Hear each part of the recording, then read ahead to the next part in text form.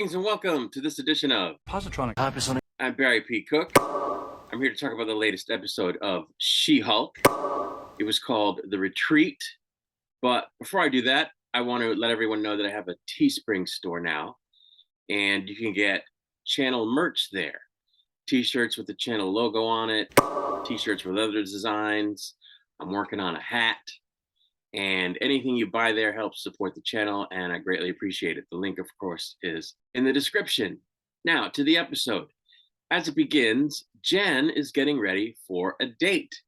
And then we see her go on a couple of different dates with Josh, the guy from the wedding. And all the dates go well, and it's really cool and cute, actually, to see this. And eventually, but then he seemingly ghosts her, which she's upset by. While she's waiting to hear back from him, a couple of days go by. She gets a call from Blonsky's parole officer, and he wants her to go with him to check on him because his inhibitor signaled a malfunction. And on the way there, she keeps checking to see if Josh has replied, and he hasn't. So to distract herself, she's singing along the radio, and one of the songs was pretty funny. I laughed out loud. But anyway, she gets to Blonsky's retreat out in the frickin' wilderness. And it turns out that he accidentally caught a jolt from an electric fence while he was looking for one of his chickens. And it messed up his inhibitor. So the parole officer resets it and then departs. As she's about to head back, she's chatting with Blonsky on the way to her car.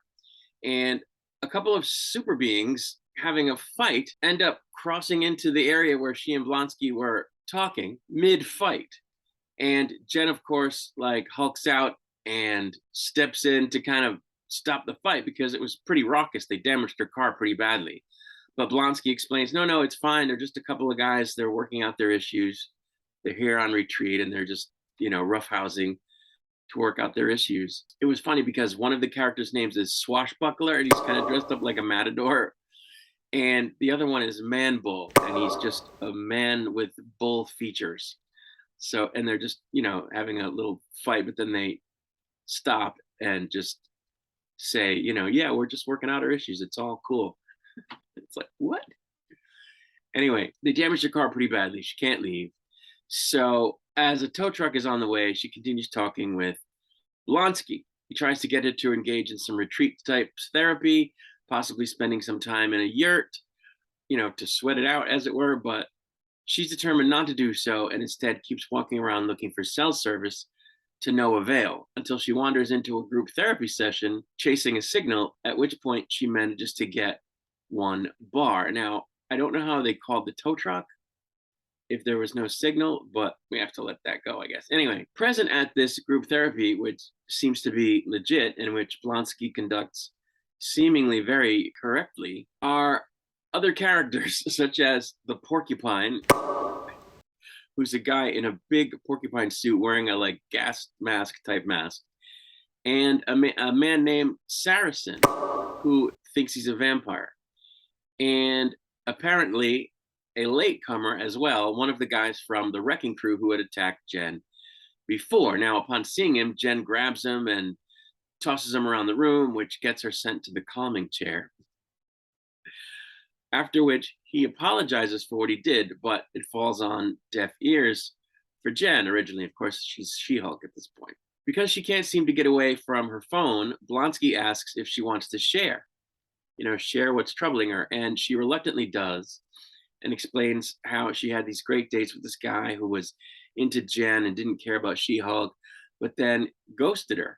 And the group kind of talks it out with her. She explains that sometimes she feels like she's cheating when she's She-Hulk and everybody pays attention to her, which wouldn't be the case if she were just Jen.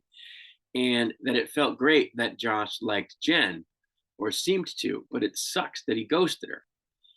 The guys in the group, they want to go kick his ass for doing that to her, except for the guy from the wrecking crew. He says, no, we should just try to, help Jen work through her pain. When the group explains that they actually think Jen is pretty cool and that it would be great if she trusted them to become Jen again, she does. This helped Porcupine find the courage to take off his mask, which is great for him, but he looks kind of messed up underneath it because he's been wearing the mask for so long and the group reacts to that, and it was kind of funny. They then convince her that she doesn't need Josh and she should delete his number. And after she does, she says she feels really good and she decides to spend time in the yurt, which she does. The tow truck comes and she heads back to the outside world with her car. But then we get a flashback to 3 days earlier, which was the night of the war. And in a massive bummer, we see that Josh cloned Jen's phone while she was sleeping and also took a picture of her while she was sleeping before he left. In fact, he even sends a text message to Hulk King indicating that he had what they needed. And I did not see any of this coming, but I know someone who did. This guy. He called it. He called it last week. Good job, sir. It sucks though, because he did seem to like her for Jen, and it would have been cool if, she could have found a guy, but it isn't to be with Josh, apparently. So, who is Hulk King? Well, it's one of the other guys that Jen went on a date on, we think. And when I say we, I mean Matt, who picked up on this immediately, and me, who now believes him. So, yeah, that's going to continue to unfold. That's where the episode ended. There was no stinger, which is a bummer, but I thought this was a great episode. I know people are going to be like, oh, it was boring, and who cares if she's going to therapy and it's a superhero show and that was dumb. And yeah, well, it was goofy, but I thought it was funny stuff. I thought it was great character stuff for Jen because, she talks a lot about what she's been through, and she sort of, in the end feels better about some of the crappy stuff that's been happening. And she, demonstrates vulnerability and then sort of has a resurgence of confidence and self-esteem. And that's what you want to see in characters in a TV show. And people complained at the beginning, oh, she's a Mary Sue, she's a giant Karen, she's automatically good at everything, and she's just awesome. Well, no, she's not. She bumbles through everything, just about. She's very quirky. She has, disappointments left and right that she kind of has to deal with. And in this episode, we saw her sort of in her feelings and dealing with that and coming out the other side feeling a little bit better. She even says right out that she feels good when she's She-Hulk and confident and pretty and likable, but doesn't feel that way when she's Jen. So the accusation that this character is some kind of Mary Sue or awesome whammon is just ridiculous. She's not that, and she says it right out.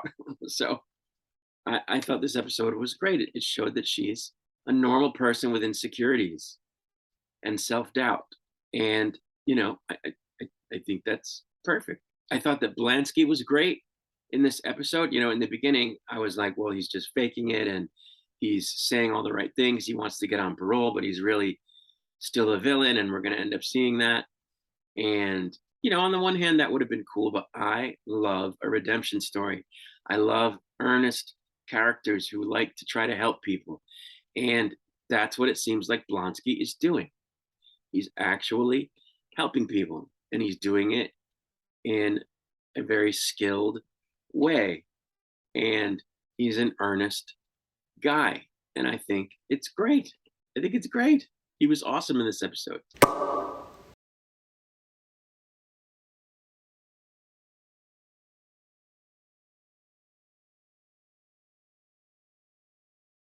So I really liked it. I thought it was an enjoyable episode of television. Is it a typical superhero show with a lot of wham bam, punch pow? No, it's not. But it's enjoyable TV. There were several moments where I chuckled out loud, and it made me feel good watching it. So I thought it was great. I was bummed at the end because Josh is apparently a dick, but I thought it was a good episode. I liked seeing Jen happy, before she realizes that he ghosted her, and then again after once she comes to terms with it. I thought that was really cool. So, anyway, that's really it I will be back to review the next episode. Until I return, I wish you peace and long life.